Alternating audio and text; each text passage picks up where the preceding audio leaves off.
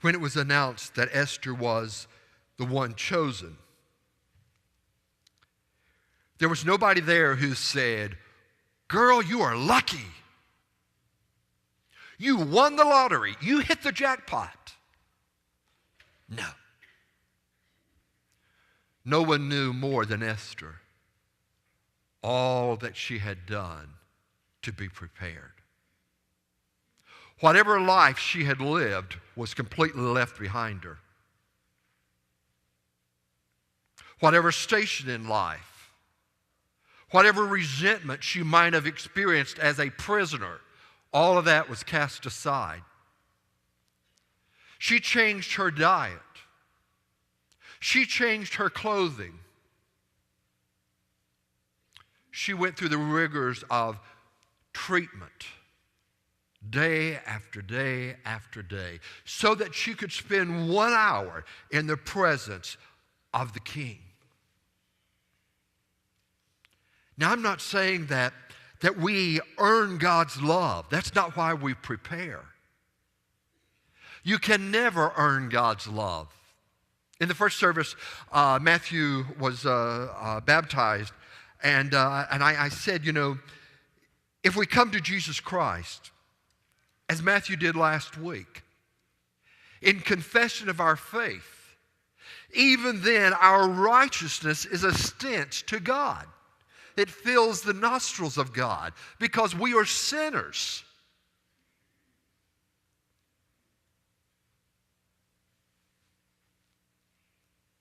But preparing yourself to stand in God's presence,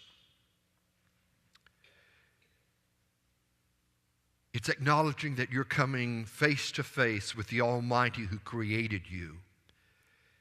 It's what the Isaiah the prophet realized in the Old Testament when he wanted to prepare a way in the wilderness for the Lord. It's what John the Baptist came preaching when he said, I have come to prepare the way, to make straight the paths. It's what Peter wrote about. Prepare your minds for action. It's what Jesus said when he said, I go to prepare a place for you. Now, the word has a couple of meanings. It can be translated in two different ways. It's external preparation. As we prepare the sanctuary for worship, we vacuum the carpet, we put the chairs in place, we set out the fresh flowers. All of that is external preparation. But there's also an internal preparation. And that's really what God is talking about. In order for us to meet the King of Kings, we must be prepared internally. And if you've ever noticed for adults who make a profession of faith, there's often a much more dramatic change in that person's life than there is in the life of a child. Because a child has very little that clutters there. They have no possessions except maybe a baseball bat and a baby doll and a few other things. But by the time you get to be 30 or 40 or 50 years old, you've accumulated a lot of stuff. And like Esther, the call to embrace Jesus Christ is a call to be willing to abandon everything and follow the Lord.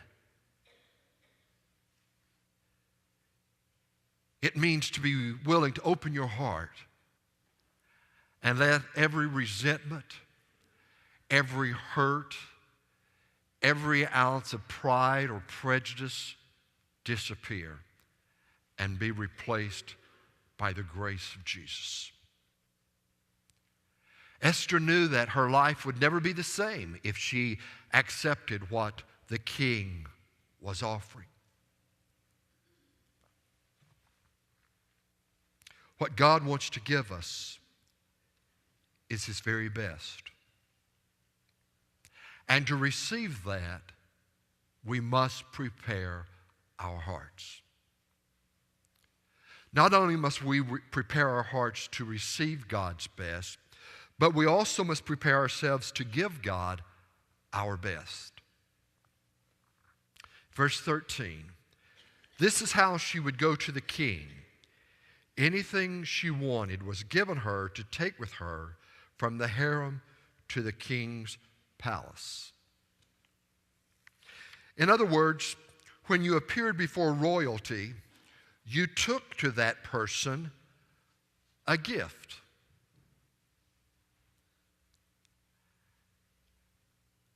Esther was given permission to take anything that she wanted in the entire kingdom to place before King Xerxes.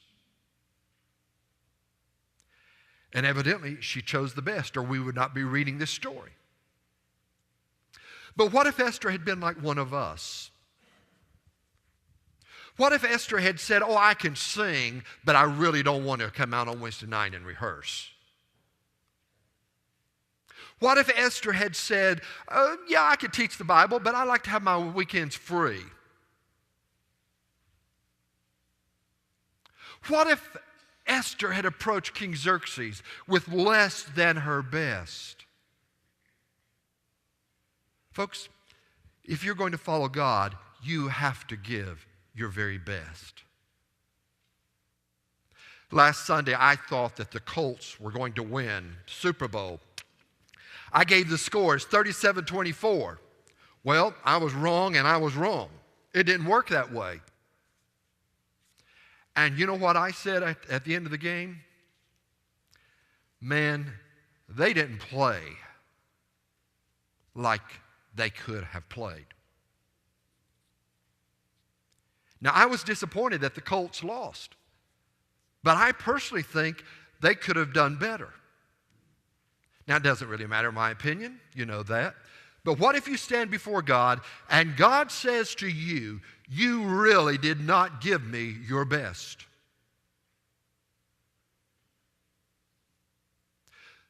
The Saints came in first place last week. They won the Super Bowl. The Colts did not come in second place. They lost. There is no coming in second place when it comes to God.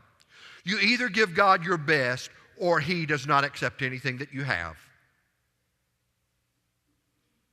Now you think about that for just a moment. Are we as a church and are you as an individual, am I as your pastor willing to give God our very best? The Apostle Paul said, do you not know that in a race all the runners run, but only one gets the prize? Run in such a way as to get the prize. Todd, welcome home. Todd Culver.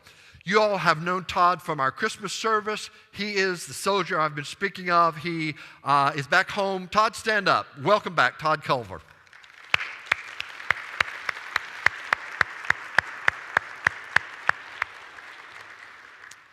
Todd, I've got to ask you a question.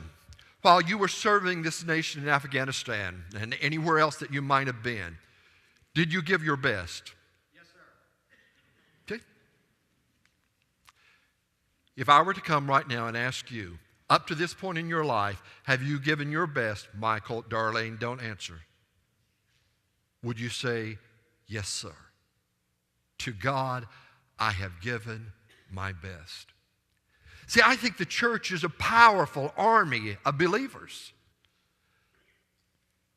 But I think that we live as if everything has been determined, the victory's already won, and we just need to finish the race, but not to win the race.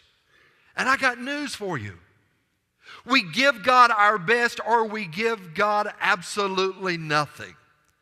A pastor ought to give his best. Every staff person ought to give their best. And by the same token, we ought to demand your best. Our resident missionary reminded me this week that he'd forgotten how many churches there are in America. And he said, man, everywhere you go, there is a church. And there is. That's not a blessing. There's a church everywhere you go, so that means that in order to keep our church filled, we have to be very careful. Because if you don't like what you hear here in the pulpit or you don't like the ministry, you can go to another church. And so many times pastors will start to minimize the requirements expectations, lower the levels, just in order to keep a full sanctuary. And maybe sometimes we as a congregation will say, well, I like the preacher, I like the song leader, so what, they can't do so and so. I like them. But you know what? God wants our best from both sides of that story. We give God our very best. Now, what I want you to do is to join me on this Valentine's Day of saying that I will, during the coming year, give God my best. I'll try a little bit harder. I'll do a little bit more. I will put God first in my life. That's all that I'm asking.